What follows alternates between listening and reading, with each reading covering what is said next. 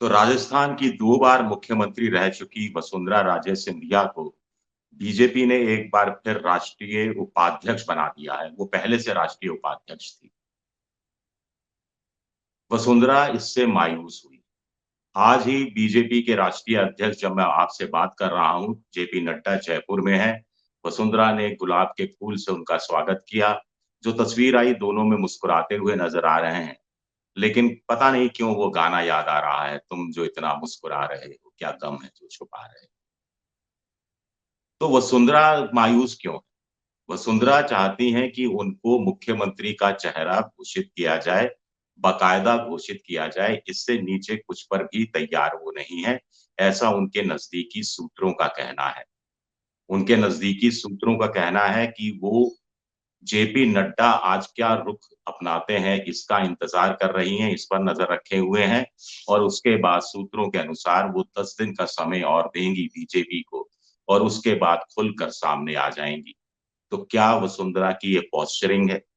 क्या वसुंधरा आखिरी बार दबाव डालने की कोशिश कर रही है और बीजेपी 10 दिन की मियाद पूरी होने के बाद अगर उनको मुख्यमंत्री का चेहरा घोषित नहीं करती है, तो वसुंधरा उसी तरह लाइन पर आ जाएँगी जैसा कि सचिन पायलट आगे या वो बगावती तेवर दिखाएँगी, बगावत पर उतर आएँगी।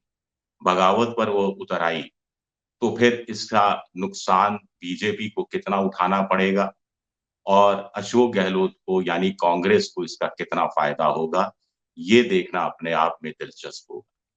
नमस्कार, मैं हूँ आपका दोस्त विजय विद्रोही, न्यूज़ नशा में आप सबका स्वागत है। आज हम बात कर रहे हैं वसुंधरा राजे के विजय फैक्टर की। आप मुझसे जुड़ चुके हैं, इसके लिए आप सबका तहे दिल से शुक्रिया। तो बात के सिलसिले को आगे बढ़ाते हैं। वसुंधरा को लगता है कि पूरे राजस्थान में उन जैसा नेता नहीं है और ये बात सच भी है। कि जिनका असर पूरे राजस्थान में है, उनमें 2 ही नेता राजस्थान में आज की तारीख में हैं। एक वसुंधरा राजे, दूसरा अशोक गहलोत और अब पिछले 5 साल में कुछ-कुछ उभर कर आए हैं सचिन पायलट, जिन्होंने बड़ी तेज़ी से अपनी राजनीति का विस्तार किया है। लेकिन फिलहाल हम बात कर रहे हैं वसुंधरा राजे की।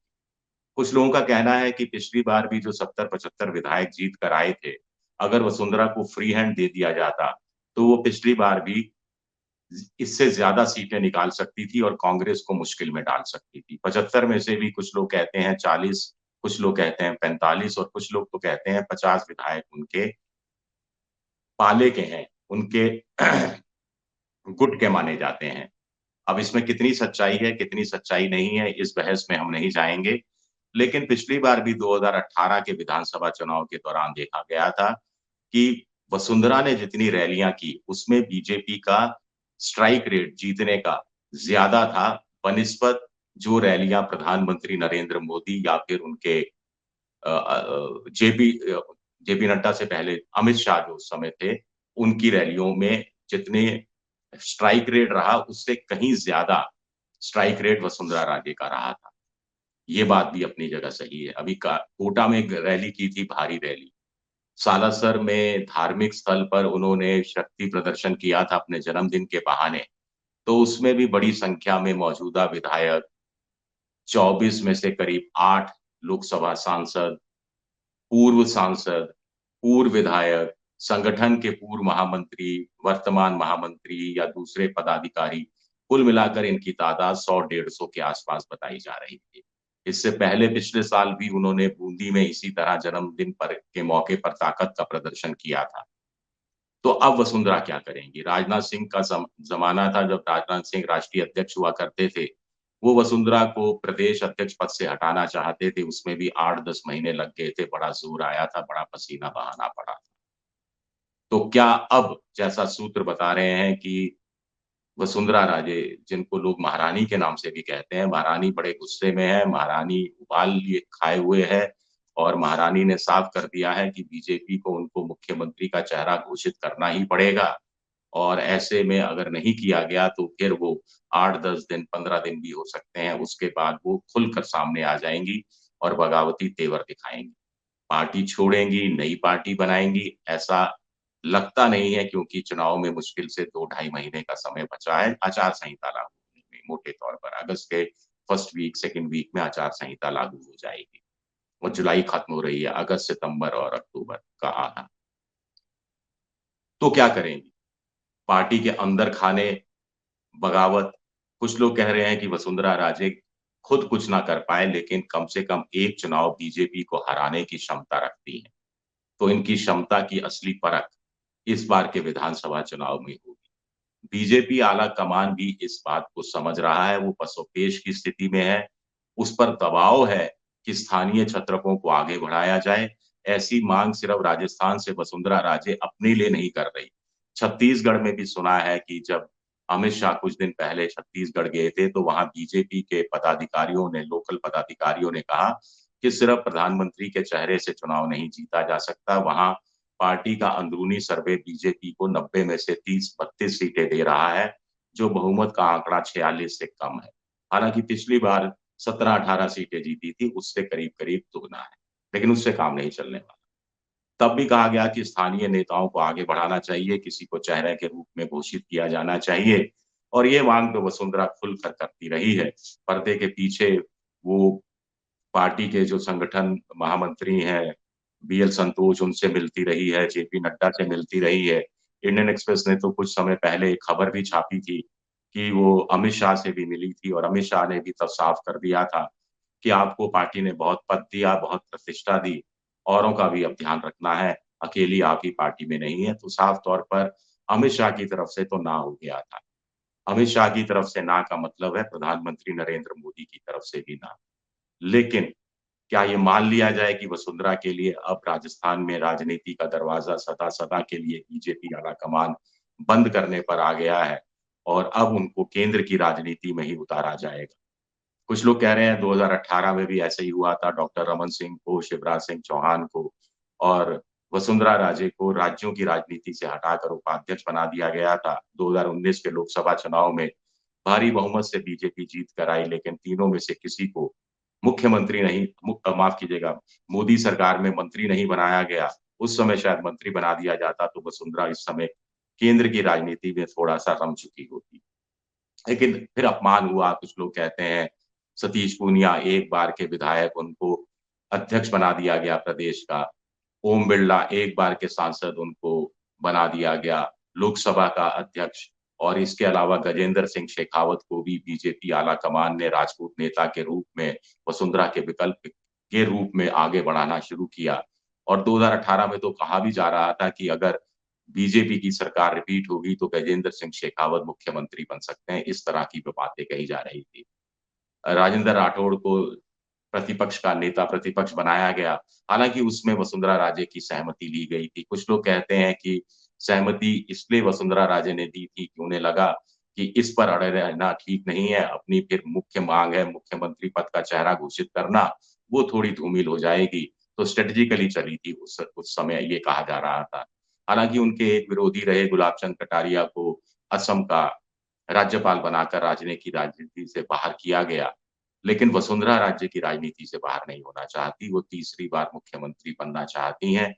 और कुछ लोगों का कहना है कि वसुंधरा को मुख्यमंत्री का चेहरा घोषित किया गया, तो इससे बीजेपी को ही फ़ायदा होगा और वो आसानी से चुनाव निकाल ले जाएगी।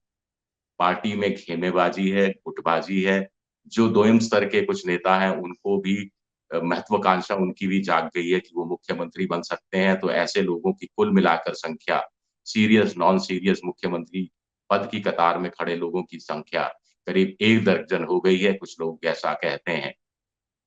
तो मोटे तौर पर अब वसुंधरा करेंगी क्या? ये तो वसुंधरा जानती है। कुछ लोग कह रहे हैं कि अब वक़्त बद तेज़ी से बदला है, आला कमान पावरफुल हुआ है, राजनाथ सिंह या गडकरी का ज़माना नहीं है। ये ज़माना अमित शाह, ये ज़माना नरेंद्र मोदी का है, और ऐसे में इनका मुकाबला करना आसान नहीं है। और वैसे भी कुछ लोग कह रहे हैं कि आला कमान को लगता है, प्रधानमंत्री नरेंद्र मोदी को, कि राजस्थान, मध्य प्रदेश, छत्तीसगढ़ और तेलंगाना में जहाँ-जहाँ चुनाव हो रहा है, उसमें राजस्थान में ही जीत की सबसे ज़्यादा संभावना है, प्रबल संभावना है। और ऐसे में क्यों नहीं इसी बहाने वसुंधरा राजे को प्रदेश की राजनीति से अलग किया जाए और राज्य में नया नेतृत्व को मौका दिया जाए आगे बढ़ने का। ये स्ट्रैटेजी हो सकती है आला-कमान की, कुछ लोगों का कहना है।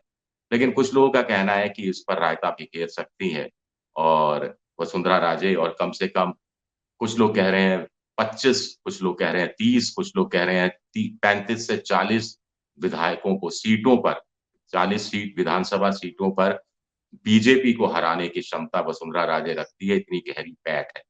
और 200 की विधानसभा में अगर 30 सीटें पर हरा दिया बीजेपी को, तो बाकी फिर बीजेपी के लिए चुनाव जीतना मुश्किल हो जाएगा। और आला कमान को ये बात थोड़ी-थोड़ी रियलाइज़ भी हो रही है, कहीं ऐसा ना हो कि सिर्फ राजस्थान, मध्य प्रदेश और छत्तीसगढ़ में जीत की संभावना राजस्थान में नज़र आ रही है। कहीं ऐसा ना हो कि उनके खिलाफ 3-0 का नतीजा आ जाए। कम से कम 2-1 भी संतोषजनक होगा, ऐसा कुछ लोग मोटे तौर पर कह रहे हैं। तो अगले 10 दिन राजस्थान की राजनीति के लिए बहुत महत्वपूर्ण रहने वाले हैं, क्योंकि इसका असर कांग्रेस की राजनीति पर भी पड़ने वाला है। अगर वसुंधरा को मुख्यमंत्री का चेहरा घोषित किया जाता है, तो कांग्रेस, अशोक गहलोत, सचिन पायलट सब बैकफुट पर आ जाएँगे। और अगर चेहरा घोषित नहीं किया जाता है, तो मार-काट मचेगी, सियासी मार-काट बीजेपी में मचेगी, खेमों में भी धड़ेबाजी होगी और दूसरे नेता भी बढ़-चढ़कर एक-दूसरे के लोगों का, एक-दूसरे के समर्थक कम जीते, उनके समर्थक ज़्यादा जीतें, इस होड़ में शामिल हो जाएँगे, जिससे कुल मिलाकर बीजेपी का नुकसान होगा और रही क सही कसर वसुंधरा राजे पूरी कर देंगी। ऐसा भी कुछ लोग अंदाज़ा लगा रहे हैं। कुछ लोगों का कहना है, फिर मैं अपनी बात को दोहरा रहा हूँ कि वसुंधरा पोस्चरिंग कर रही है, एक बार और अंतिम बार एक दबाव डालने की कोशिश कर रही है और ऐसा कुछ होने वाला है नहीं। उनको पार्टी की लाइन स्वीकारनी होगी, पार्टी ने उनको भरोसा दिलाया है कुछ लोगों के अनुसार कि 2024 में तीसरी बार नरेंद्र मोदी प्रधानमंत्री बन ही जाएँगे और ऐसे में उनको अभी एक बड़ी संगठन के स्तर पर बड़ी ज़िम्मेदारियाँ दी जाएँगी और उसके बाद उनको केंद्र में 2024 के लोकसभा चुनाव के बाद बड़ी शान-शौकत से लाया जाएगा और अच्छा बड़ा मंत्रालय, जो महत्वपूर्ण मंत्रालय होता है, वो दे दिया जाएगा। लेकिन वसुंधरा भविष्य में यकीन नहीं करती, वर्तमान में ज़्यादा यकीन करती हैं। उनको मालूम है कि कल क्या होगा, राजनीति में कुछ कहा नहीं जा सकता। वैसे भी किसी चीज़ को पकड़ा जाए, तो राजनीति में कल क्या होगा, वाक़ई में कुछ नहीं कहा जा सकता। कुछ लोग कह रहे हैं कि हो सकता है आला-कमान अगले 10-15 दिन में कोई फैसला कर ले, वसुंधरा राजे के पक्ष में फैसला कर ले और उससे कम से कम राजस्थान में अपनी जीत को सुनिश्चित कर ले। अभी अधिकृत रूप से तो घोषणा हुई नहीं है। सब नेता कह रहे हैं मोटे तौर पर, बड़े-बड़े नेता कह रहे हैं कि सामूहिक रूप से सामूहिक नेतृत्व में चुनाव लड़ा जाएगा और प्रधानमंत्री नरेंद्र मोदी के चेहरे को सामने रखकर चुनाव लड़ा जाएगा और चुनाव जीतने के बाद विधायक दल की बैठक में जो भी नाम आएँगे, उसके हिसाब से विधायक तय करेंगे कि कौन मुख्यमंत्री होगा। इस बात पर कोई यकीन नहीं करता आजकल, क्योंकि सब जानते हैं कि आला-कमान जिसे चाहे, जब चाहे उसे मुख्यमंत्री बना सकता है और जिसे चाहे, जब चाहे हटा सकता है। गुजरात इसका उदाहरण रहा है, उत्तराखंड इसका उदाहरण रहा है, महाराष्ट्र भी उदाहरण रहा है, जहाँ देवेंद्र फडणवीस एक वक़्त में मुख्यमंत्री थे, अब उप मुख्यमंत्री हैं। उत्तराखंड में 2-3 मुख्यमंत्री बदले गए। गुजरात में तो पूरा मुख्यमंत्री क्या, पूरा मंत्रिमंडल बदल दिया गया और उनमें से किसी को फिर विधानसभा का टिकट भी नहीं मिला। तो ये सारी चीज़ें भी वसुंधरा राजे इनका भी आकलन करेंगी जब अपने भविष्य के बारे में सोचेंगी और आला कमान के कोई वादा किया जा रहा है, तो ये पुरानी चीज़ों के आईने में भी वो इनका विश्लेषण करेंगी और ऐसे में फैसला लेंगी। 15 अगस्त कुछ लोग कह रहे हैं डेडलाइन। चलिए शुक्रिया, आप मुझसे जुड़े रहे इसके लिए शुक्रिया। आगे भी हम राजस्थान की खबरों को लेकर आपसे डिटेल में बात करते रहेंगे। शुक्रिया। आप हमसे जुड़े रहने के लिए सब्सक्राइब करें YouTube पर, फॉलो करें Twitter पर और लाइक करें Facebook पर।